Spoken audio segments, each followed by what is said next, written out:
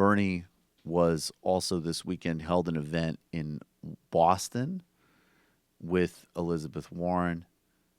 And basically he explained not only, the sort of bigger context and environment of what happened in 2016. He misses some subtleties. He doesn't catch all of it. I'll give you one example. I think Bernie Sanders needs to start spending a hell of a lot more time on college campuses and talking with young people about college debt, the student loan crisis, which is a massive abuse in our society and product of inequality, and also a group of voters that are his coalition and the future of progressive politics in America. He shouldn't stop going to West Virginia, but he needs to even that out. But this overall message here in Boston with Elizabeth Warren, the overall picture of what has happened in the Democratic Party and what it needs to do, he's on target. In case you forgot, there was an election in November. Okay. And Donald Trump won. And I want to say a word about that.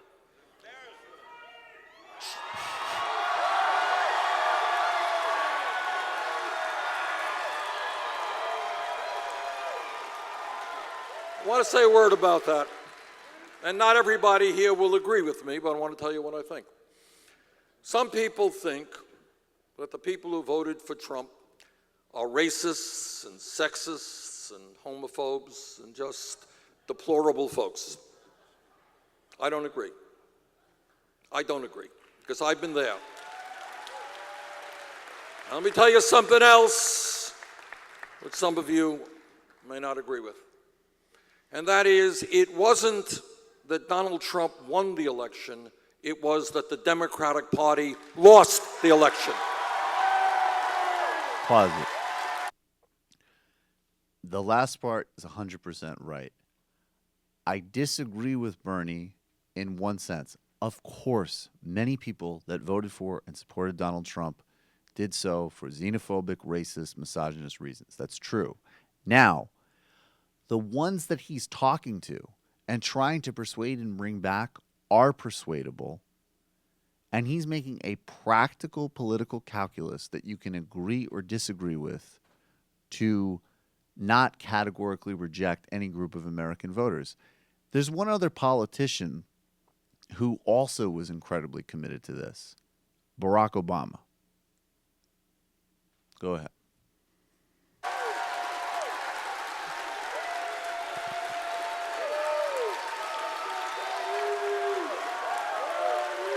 And let us understand what's going on. It's not just the White House that they won. They control the United States Senate. They control the United States House. They control almost 2/3 of governors' chairs. And in the last 8 years, Democrats have lost 900 legislative seats all over this country.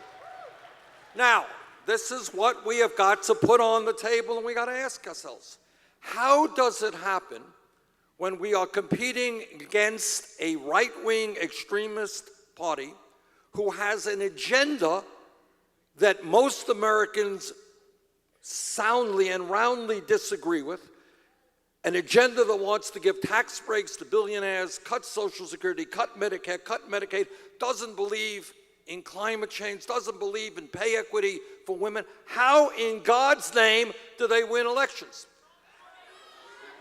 And the reason is, in my view, that the time is long overdue for a fundamental restructuring of the Democratic Party.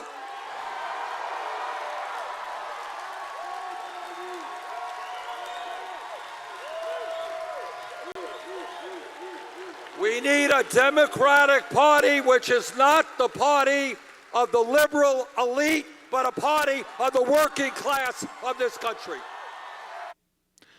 Now, I think it's interesting. I have one more criticism of Bernie in that, but the thing that's interesting to me is that overall I think structurally he's right. He's just basically making his same pitch that the Democrats need to become a party that truly represents most Americans, that truly has an agenda on working people and inequality, and that's right. And anybody that doesn't get that I don't know what to tell you.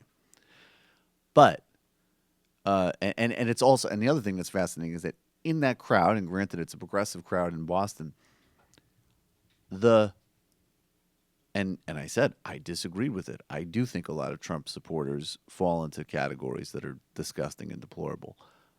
But the hesitation in response to him saying I'm not going to condemn Trump supporters is nowhere near the enthusiasm of him saying Democrats need to get their act together and become a serious populist progressive party.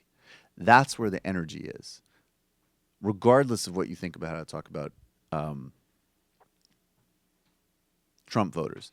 Now, liberal elites, there was a good piece in the New Republic condemning Bernie for using that language, because the problem is you're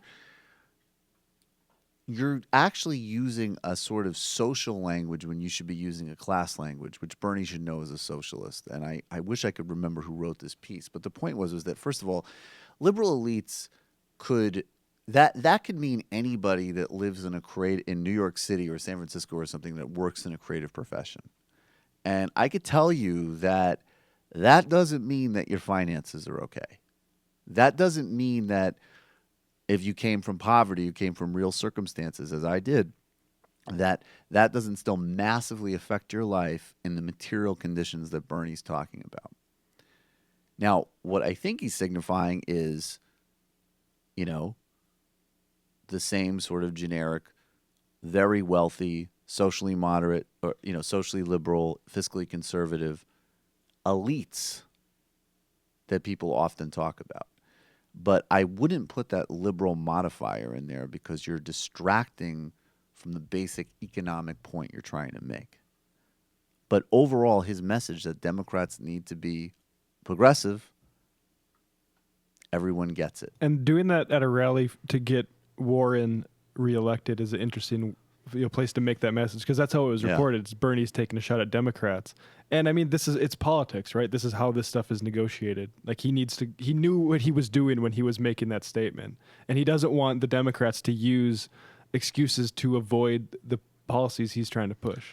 That's exactly right. And the other thing too is, Bernie's from Vermont, and Vermont is a very different state. And, you don't have a certain kind of religious fanaticism in Vermont as an example. But Bernie's been campaigning with and delivering for and dealing with like crusty conservative guys who like their guns for a long time.